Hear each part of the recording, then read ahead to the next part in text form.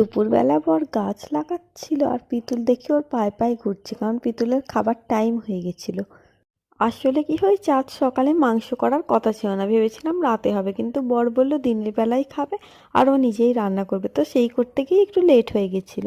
চান করে তো আরো বেশি ঠান্ডা লাগছিল, তাই মাংস ভাত নিয়ে সোজা উঠে এসেছিলাম ছাদে। একটু পরে দেখছি ওমা পিতুল এসে হাজির, ও আমাদের সাথে খাবে বলে ছাদে চলে এসেছে আর মুখের দিকে হাঁ করে তাকিয়েছিল, তাই ওকেও খেতে দিয়ে দিলাম।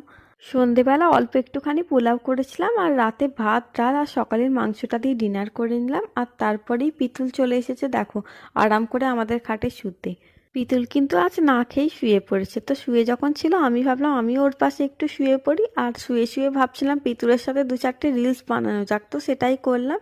তো চলো আজকের মিনি ব্লগ এই পর্যন্তই, সবাই ভালো থেকো, টাটা, গুড নাইট। আর পিতুল কেমন করে রিলস করলো সেটা জানতে হলে আমাদের চ্যানেলটা সাবস্ক্রাইব করে দিও।